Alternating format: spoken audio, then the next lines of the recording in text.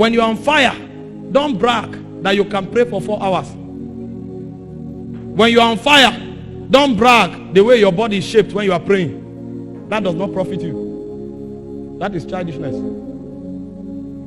How many 40-year-old ministers or 50-year-old Christians do you see praying like this? It happens once in a while, depending on where you have entered. Because every realm you enter in the spirit has an impact on you. There's a realm you enter, you start laughing. You can't control it, no matter what you do. But you can't laugh every day you are praying. There's a realm you enter, you start crying. You can't control it. But you can't cry every day you are praying. There's a realm you enter, you start shouting like a madman. But you can't shout every day you are praying. There's a realm you enter, the intensity there will burn you so much that it will squeeze you. But you can't be squeezed every day you are praying. There's a realm you enter, you can't stand, you will run. But you can't be running every day you are praying. So when you find a mature believer, he doesn't hold the posture, he finds the realm. It's the realm that determines the operation. Young people won't like it because they enjoy what they are doing. You continue like that, after 10 years, you will know the difference. Hope you know we didn't appear here. There were people we prayed with and we saw the many caricature they did. Now they are coming to ask, how did you do it? Because when they should learn how it is done, they were wasting their time looking for human applause. Because young people love gymnastics, and so when you are doing it, they say this is a man, this is the man. So when you are looking for fire or when you have fire, don't pursue things that don't have value. Test your fire to the degree that is able to shift demonic influence. When you come to a place, censor that place and find out what the impact of your presence has there. When you have fire, check the weight that your prayer commands. I will not pray for 6 hours and I don't see a vision. It doesn't engender transformation and it doesn't change anything. That's why many people pray. Brings a deaf person, they become humble. Because their prayer only has weight in time. It doesn't have weight in impact. That's why you go to many houses of prayer. People's destinies are wrecked. The teaching ministries that look weak, they are the ones that make men. Because the prayer oftentimes is corrupt by human emotion. Go and find most of the generals and most of the places where great things are happening. They sit them down and teach them truth. So whatever they are doing it from the place of understanding. I'm not against any of those things. I do. All of them happen to me. And they happen to the people I raise and train. Some of us are the greatest advocates of prayer. But we don't want you to do it wrongly. Because destinies are at stake. Don't do what you enjoy. Do what is right. Because your destiny does not depend on what you enjoy. It depends on what is right. And so when you contact fire, you are able to bring government. Because you can dislodge princes. When you contact fire, your priesthood can create impact. When you contact fire, you have received an inheritance. And over time it will show. When you receive an inheritance in BSU here, a point will come. Everybody will know that you are a man of God. And for those of you who are not in ministry, it will affect your results, your academics.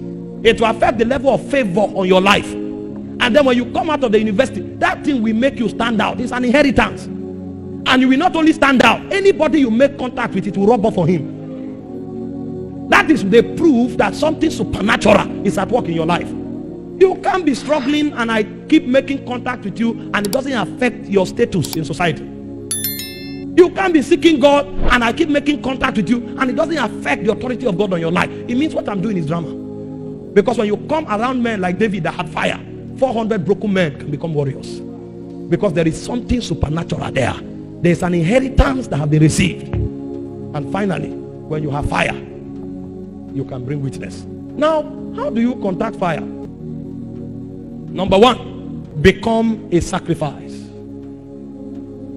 Every time a sacrifice is placed on the altar, the fire falls. These are auto mechanisms of the spirit. And this is most important than what we'll do here this morning. When you find men that are always on fire, it's because they are living sacrifices. You can contact fire and lose it. But when you become a sacrifice, you are burning all your life. So the secret of being on fire unending is to become a sacrifice. Because God responds to sacrifices by fire. Let me show you a few scriptures. 1 Kings 18 verse 38.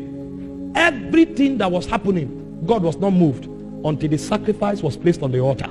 The moment Elijah placed the sacrifice on the altar, the Bible said the fire of God fell and consumed it.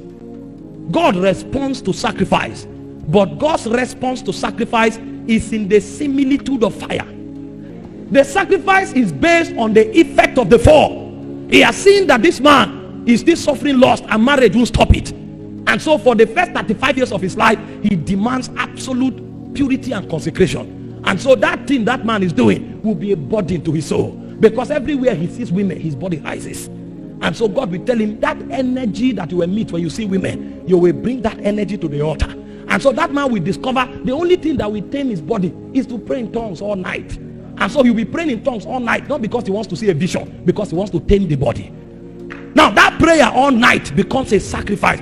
You will pray like that, your result will not be like that man. Because every time that man stands at night, in order to tame the body in the day, God sees it as honor to him, and that honor becomes a sacrifice on the altar. There are some other persons that God notices that they are full of pride, and so God will tell them, you will never start a ministry.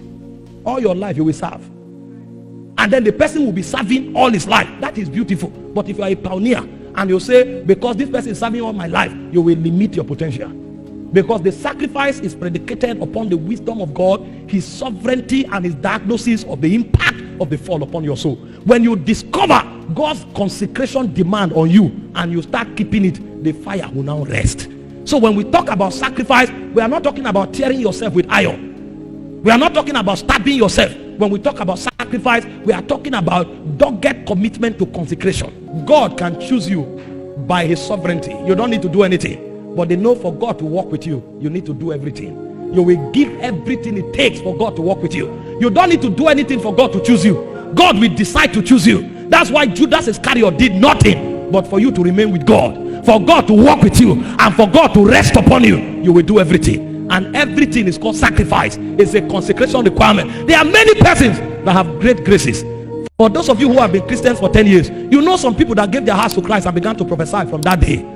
You know some people that gave their hearts to Christ and began to pray for the sick, and the sick were healed. Where are they today?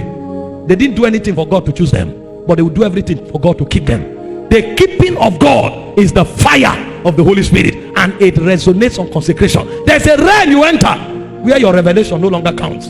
It is your sacrifice that counts. When you show up, they will not find out what you are saying. They will look at you. He said, in the year that King Uzziah died, I saw the Lord. And when they saw the Lord, they didn't ask him about his gift. They didn't ask him about his doctrine. They looked upon him and they found out that the man was a man of unclean lips. And so because there was no sacrifice to tame his tongue, his authority as a prophet was about to be taken up. But because of mercy, his tongue was purged. Somebody will be purged tonight. And the way you will be purged is that those consecrations you violated 3 years ago, God will reenact it. There were some of you who came on campus here, God told you, until you walk out, you will never have a girlfriend. There are some of you, God told you, until you walk out, you will never tell anybody I love you. But all your friends in 200 level began to boast with boyfriends and girlfriends. They began to change ribbons. They began to fix eyelashes. And when they asked you, when you asked them, they said their boyfriends gave them. You now started feeling lonely. That loneliness will be your sacrifice. And so when you feel lonely, you will present that loneliness to God. And as you present that loneliness to God, when the oracles of God appear, God will see that as a sacrifice and he will rest upon you. There are many of you here, God told you, you will not cheat. Because he doesn't need your certificate for your destiny. He needs your witness for your destiny.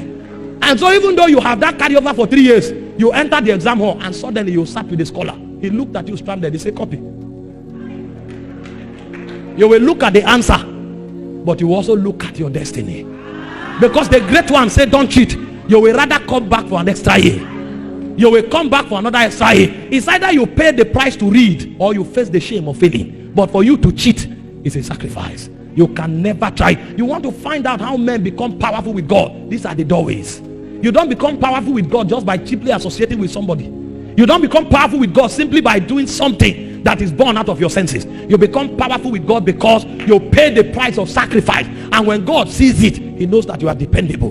And so the way God validates you to your generation is that he puts his fire upon you. Anything you touch burns. And it is the flame that burns that your generation celebrates. No generation celebrates the face of a man. Every generation celebrates the kind of flame that comes out of you. There are those that carry the flame of purity. There are those that carry the flame of power. There are those that carry the flame of influence. There are those that carry the flame of gifts of the Spirit. God will keep burning upon them, and their generation will surround them celebrating. You want to carry fire, you must make up your mind to accept the demands of sacrifice.